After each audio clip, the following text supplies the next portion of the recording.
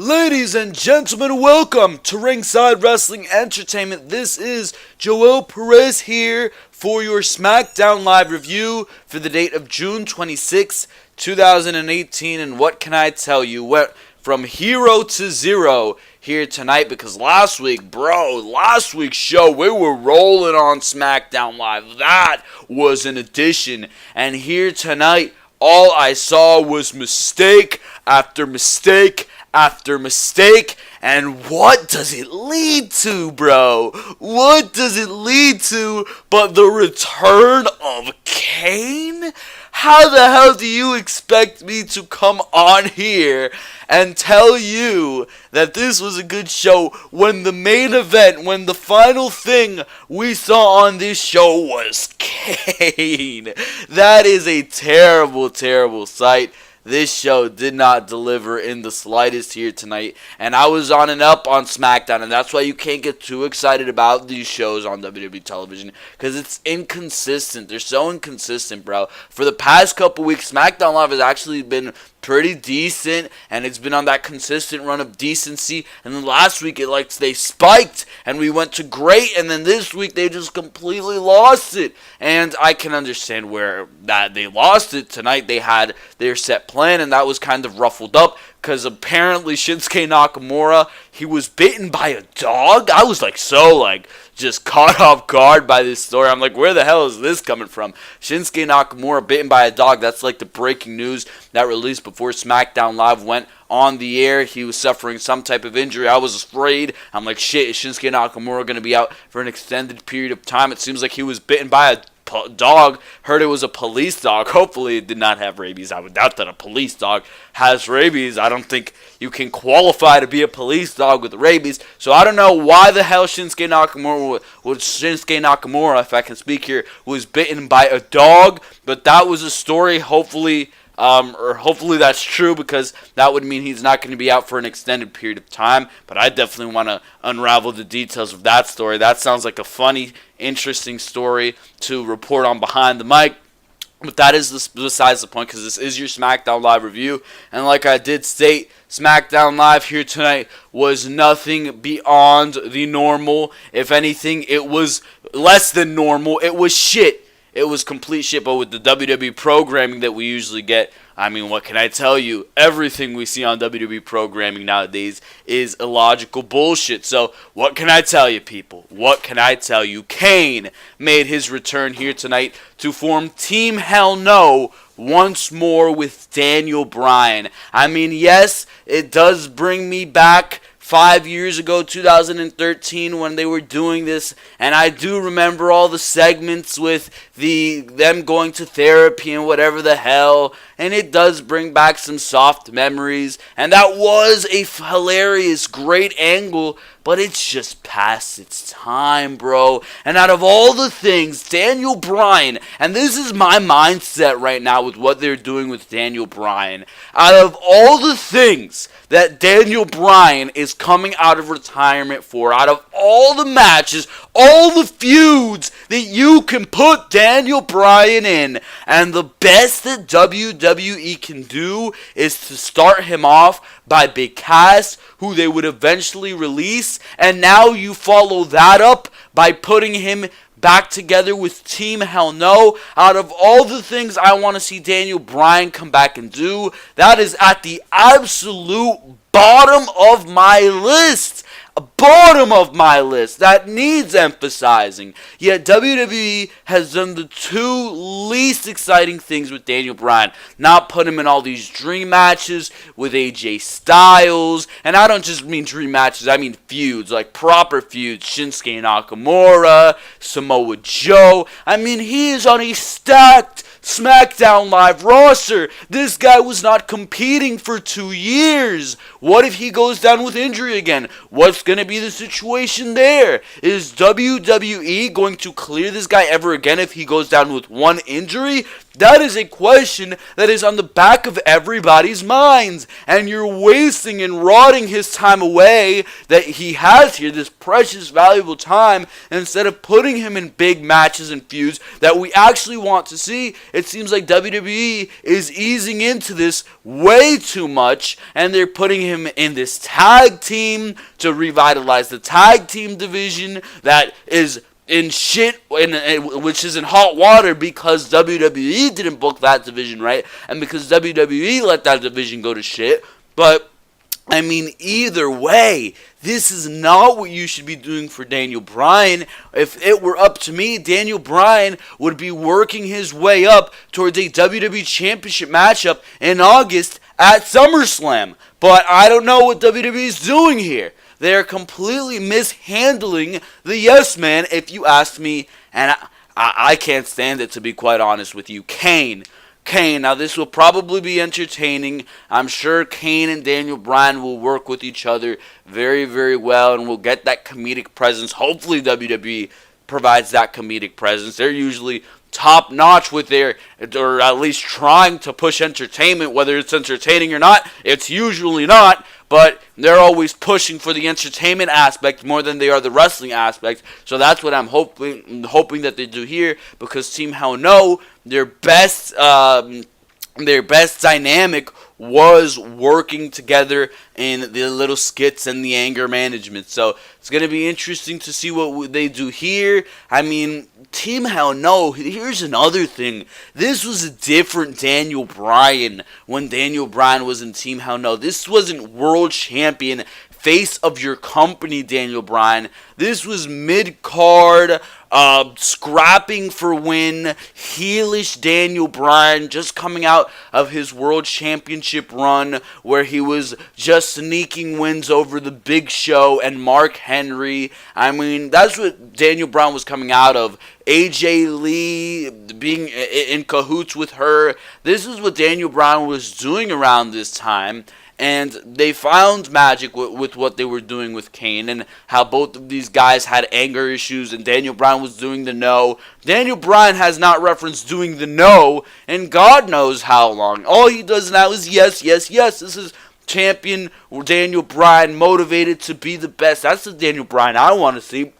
Team Hell No completely is a different beast than the Daniel Bryan that we have on WWE television right now, and completely backtracks on the Daniel Bryan character, if you ask me, to begin with. So I don't know what the hell they're doing. They're teleporting us, if anything, to that 2012, 2013 time frame, and that's not somewhere that I want to be with Daniel Bryan. I want to be in 2018. I want to see what Daniel Bryan can do in there with the likes of the people that are currently occupying the main event scene, and they're not doing that, and that sucks. We're going to talk about what happened in the main event. It was Daniel Bryan against Luke Harper, and that's another thing. I don't even think WWE ever even gave proper explanation for why the hell the Bludgeon Brothers were attacking Daniel Bryan. They invited the Bludgeon Brothers onto Miz TV, and of course, The Miz, like always, did all the yapping. That was the opening segment of SmackDown Live here tonight.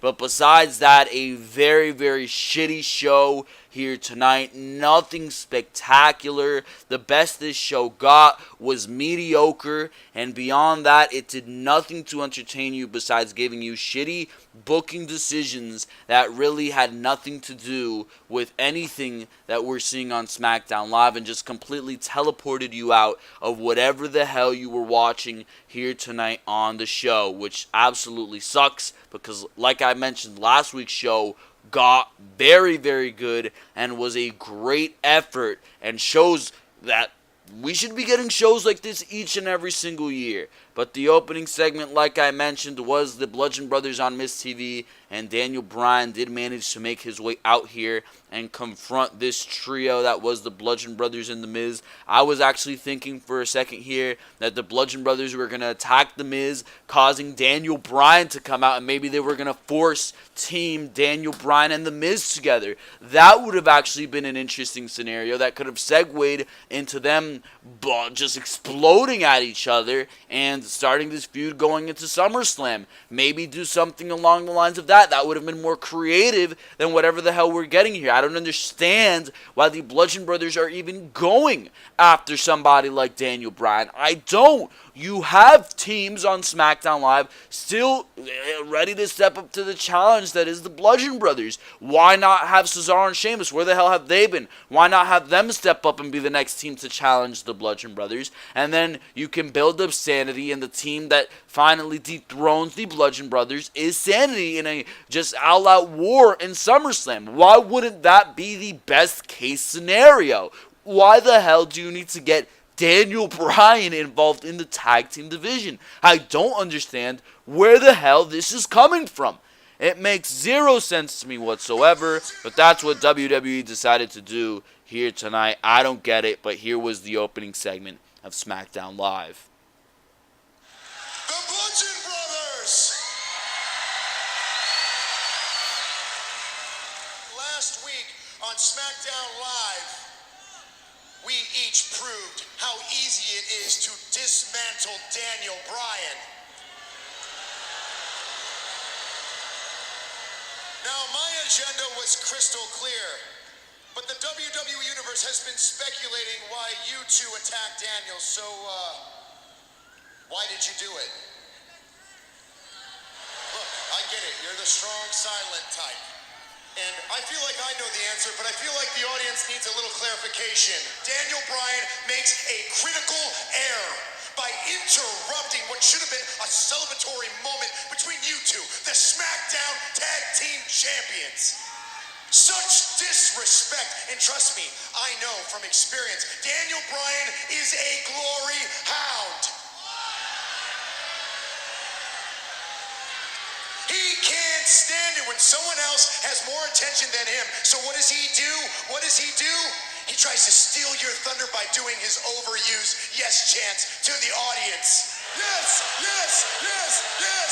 Right after you guys left, Daniel Bryan got up and he was 100%. And there I stole the spotlight by defeating him in the gauntlet match in mere seconds. Now, trust me, you two did a fantastic job, and if I can be so bold, it felt like you guys were auditioning to be a part of the new Miztourage. You see, I'm not really taking applications, but if you guys want to be grips on my new hit film, Rough Rough Ref, then you got... So they knocked the microphone out of his hand, but Daniel Bryan came out. Bludgeons, last week you cost me an opportunity at the WWE Championship. I know that you guys are big, bad, and scary, but size isn't nearly as important as heart. And I am not afraid of the two of you, and I'm certainly not afraid of The Miz, who's standing behind you. So I'm not out here asking you if you'll fight me. I'm asking which one of you is going to fight me first.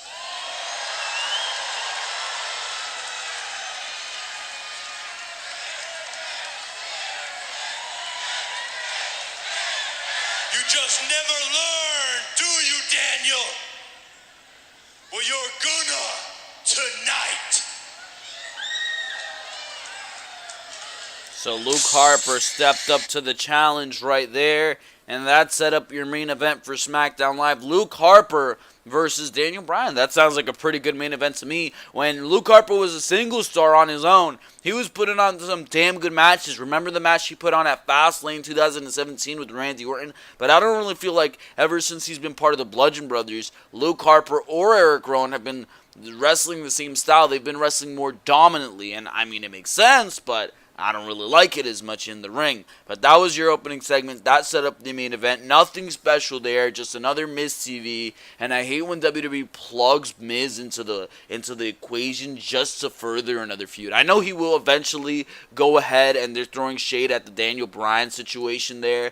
But I hate it when they do that. They do that so many times. Like, Miz has nothing to do with this feud, but they want to get him on the show. And he's a good mouthpiece. So he's going to play the instigator in the situation. And it really makes no sense for the Miz character, and Miz TV is completely useless and doesn't even need to be part of the segment, but they just do it, and it sucks. But either way, I do not buy the fact that you're going to throw the explanation at us that it was because Daniel Bryan interrupted the Bludgeon Brothers entrance that they attacked him and cost him a WWE Championship matchup. I mean, that's something so minimal and so small that has nothing to do with anything. And that's going to be the reason for this Tag Team Championship feud. That's going to be the reason. And that's another thing they need to explain. Why the hell is Kane coming out? Just to reform Team Hell No? So Kane shows up whenever the hell he wants to do whatever the hell he wants on either Raw or SmackDown? Last time I checked, Kane was on Monday Night Raw doing whatever the hell God knows what with Finn Balor. In a matchup with Finn Balor. That's the last time we saw Kane, or one of those times. But here's Kane showing up on SmackDown Live.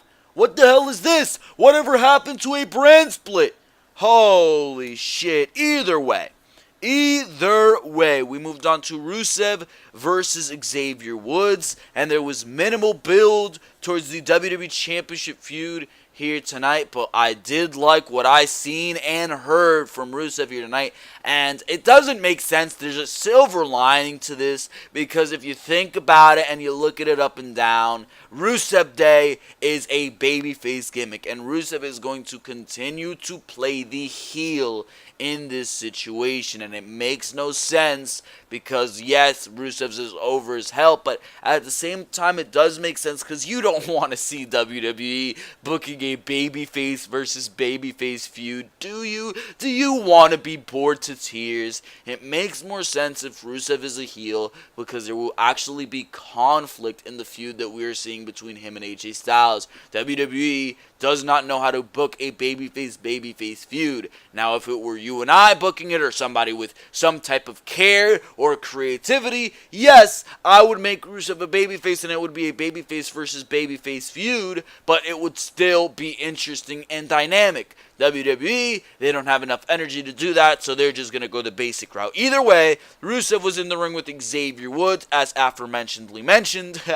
Either way, this matchup was actually pretty good, was Rusev versus Xavier Woods. But my thing about it is, why was this match happening? What the hell does the New Day have to do with anything regarding the WWE Championship feud? I mean, they have nothing to do with that. And the only thing I can really look at when it comes to the booking of this matchup is, well, Rusev wants to prove a point. He wants to send a message to the WWE Champion, and he took the microphone after the matchup and he said exactly that. But why weren't the commentators drilling down? Rusev requested this matchup. He wanted to prove a point.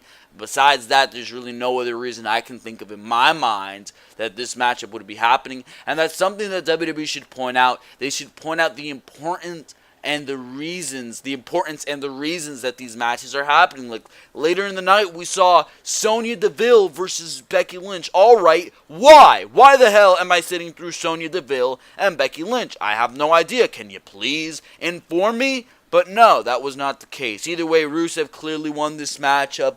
I feel like they could have done better if they were given time, like on a pay-per-view, but it was a pretty good matchup. Proved what Xavier Woods can do in the ring. We all know Xavier Woods is very talented. Every member of the New Day is very underrated. They're all fantastic in the ring. Kofi, Xavier, and Big E can put on a great match with anybody they step in the ring with. I have no doubt about that one. And Rusev, definitely, Xavier Woods, definitely good matchup here tonight, but nothing too special beyond that. After the matchup, Aiden English entered the ring and raises Rusev's arm as the music hits. We go to the replays, and Rusev takes the mic and says, "Tonight was not about Woods, trombones, pancakes, or bootios. Tonight was about AJ Styles. Rusev says AJ is watching at home and he's scared, which he proved last week when he punched English in the face. They did not mention AJ being in Australia with SmackDown Women's Champion Carmella for a promotional tour, but either way,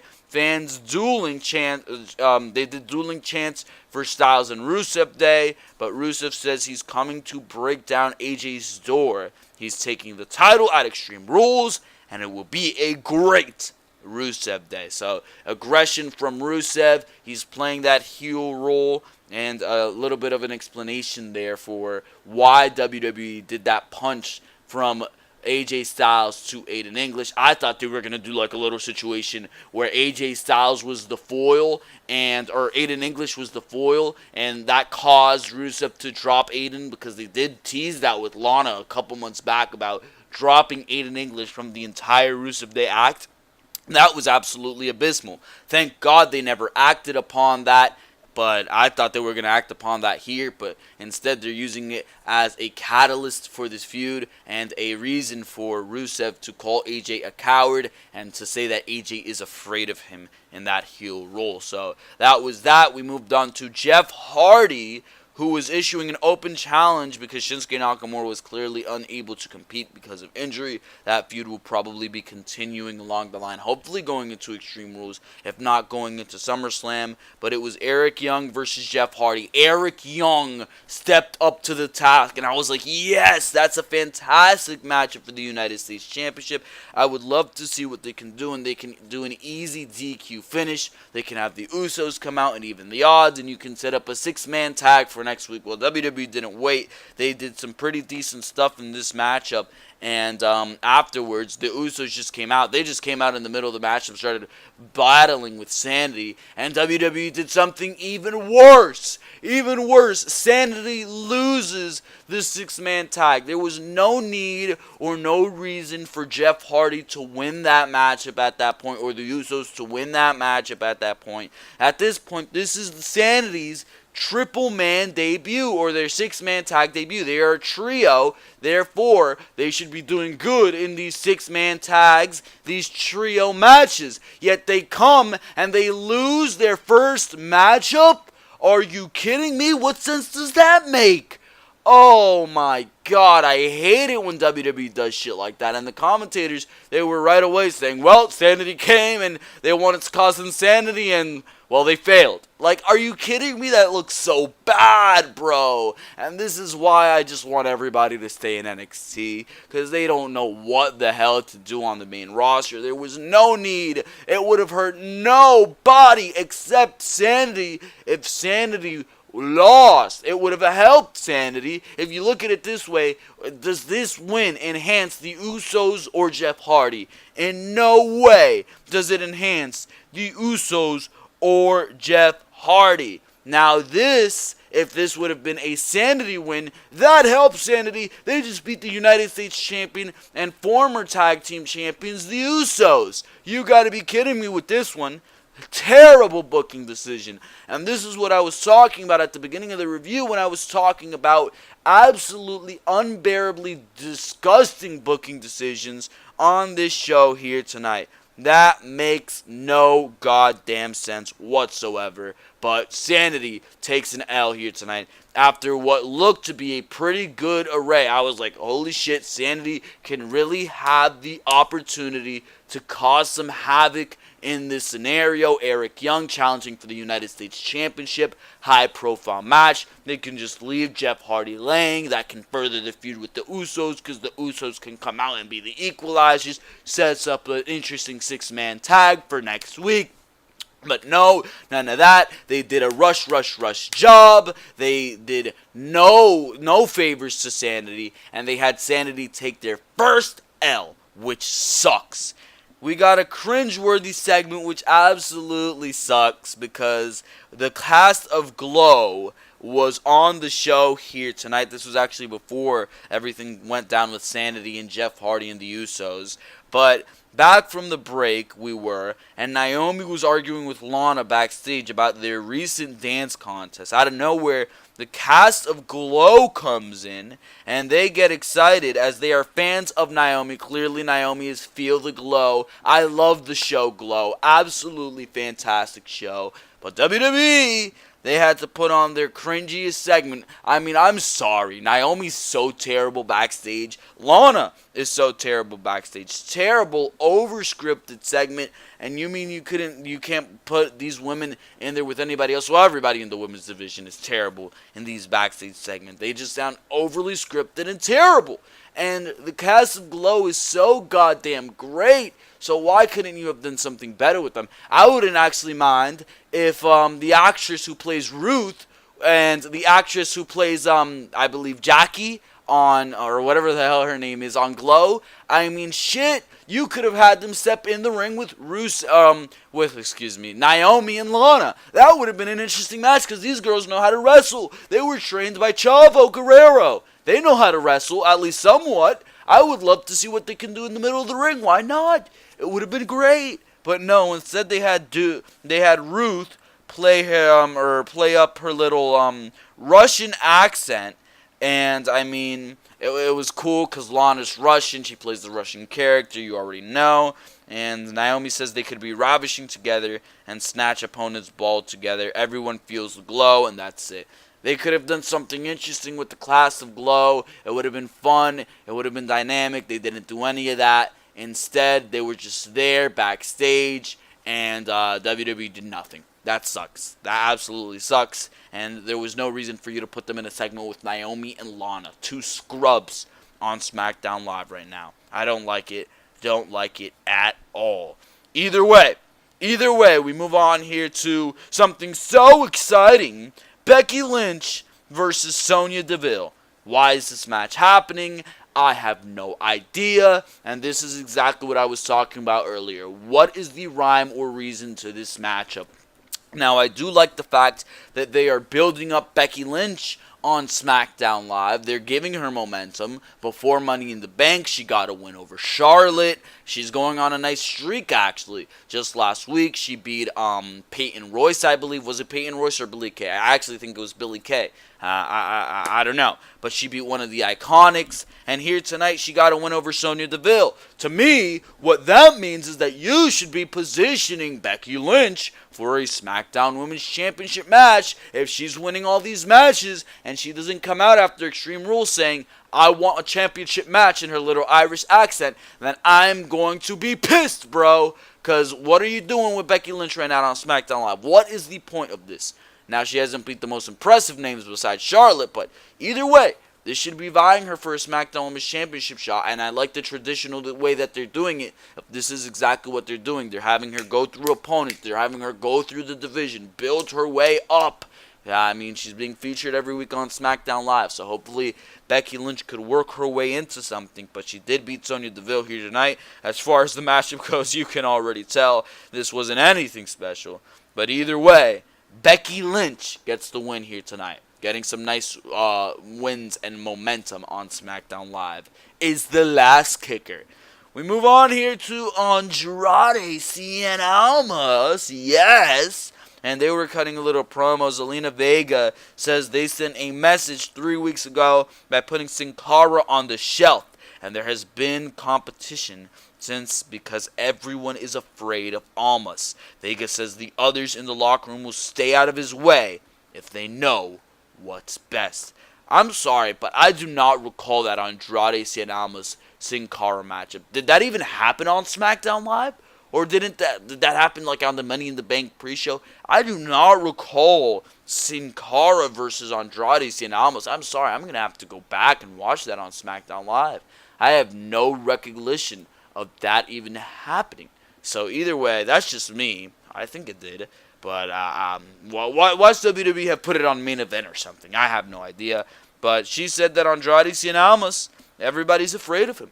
I want to see more of Andrade Cien Almas. I was pitching that we go into SummerSlam with the feud of Jeff Hardy and Andrade Cien Almas. But WWE seems to be putting Shinsuke Nakamura in that position. So I don't know, but you could have very easily done that. Before this, there was a James Ellsworth segment backstage where he was wearing Asuka's mask. And Ty Dillinger was not interested. he was saying he's a perfect 10 was Ellsworth, and Ellsworth making it 1. That would have actually been an interesting matchup to get Ty Dillinger some TV time. Why not? James Ellsworth versus Ty Dillinger. Nice win for Ty. I mean, get this guy on TV. Holy shit. He's the perfect dark match. Where the hell is he? Holy shit.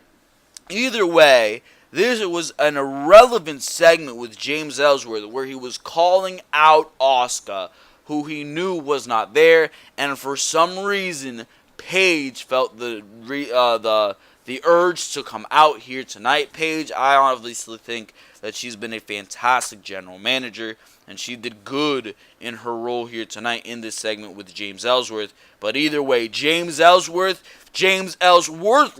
that sounds more like it. Very, very cringe-worthy segment here tonight on SmackDown Live. But when isn't James Ellsworth going to give you absolute cringe? Here it was. There are two types of men in this world. Men who like to wear sandals and who have graduated high school and like to talk about their feelings. And then there's real men like me. Men who stand up for what we believe in.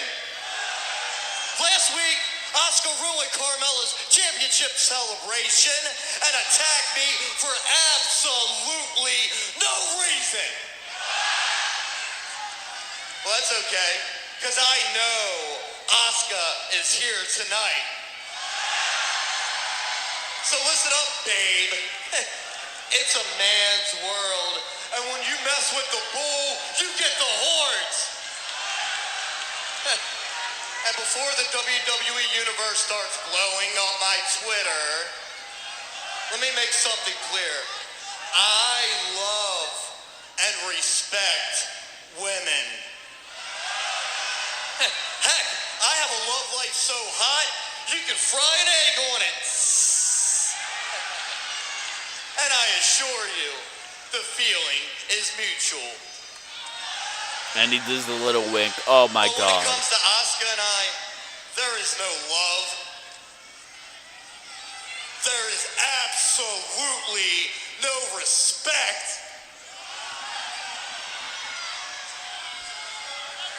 I wasn't ready for Asuka last week. And he takes off his shirt. Terrible sight. This week. So why don't you come on out here and try to kick me again? I dare you. Okay, you know full well that Asuka isn't here. And you know how I know that? It's because James was running around backstage asking everyone, where's Asuka? Is she here? And as soon as you found out she was in Japan with her family, that's when you come running out here conveniently and start talking on the microphone. Your arrival at Money in the Bank definitely warrants Asuka with some love and respect, but from me. So, it's gonna be Carmella defending a SmackDown Women's Championship at Extreme Rules against Asuka.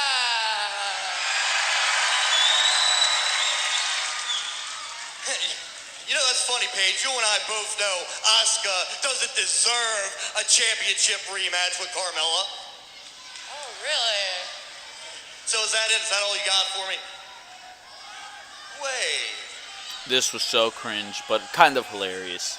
That's not the only reason you're out here. I see the way you're looking at me. You're out here to ask me on a date, aren't you?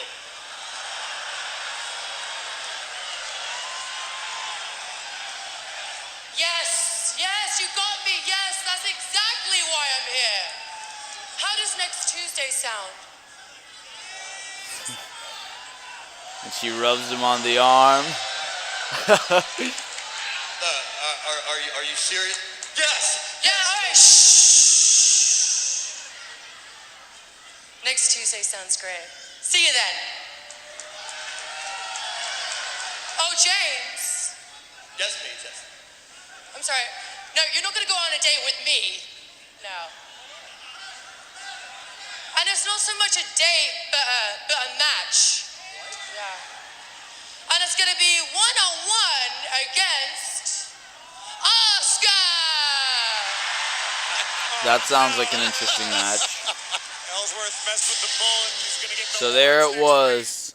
There it was. Asuka versus James Ellsworth announced for next week. That's an absolutely hilarious matchup. You know why it's going to be hilarious? Because Carmella versus Asuka is probably going to be worse than James Ellsworth versus Asuka. I'm honestly going into the matchup next week with higher expectations, and I think James Ellsworth versus Asuka is going to exceed what we're going to see between Carmella and Asuka. Yes, that's true. Either way, that little thing they did with Paige and James Ellsworth and Paige's sex appeal, absolutely hilarious stuff right there. That was pretty funny. But either way, James Ellsworth versus Asuka next week. I can't wait. It's going to blow away whatever the hell we see between Carmella and Asuka. Either way, James Ellsworth is still garbage. He is still worthless. James Ellsworth worthless. And I definitely still believe that Carmella is terrible. Thank God she was not on the show here tonight. But either way, Daniel Bryan versus Harper. Not Luke Harper anymore, just Harper. In this matchup, this wasn't anything too special. Main event of SmackDown Live. It went down to the bullshit finish. I mean, what I don't understand here is that both of the Usos have gotten roll-up victories over the Bludgeon Brothers. And these guys always getting rolled up. But Daniel Bryan doesn't have an easy time in the ring one-on-one with the Bludgeon Brother. Whatever. Either way, this matchup ended by DQ as Daniel Bryan was about to win. Of course, had in the yes lock on Luke Harper. Of course, Eric Rowan hit the ring, and he starts to beat the shit out of him. It's about to be the double team attack, and like I spoke about on the start of SmackDown Live, Kane comes out. Now, can somebody explain to me who the hell wants to see Kane in 2018? Not me, not you, not anybody watching this program each and every single week, Tuesday night on SmackDown Live. That is god awful.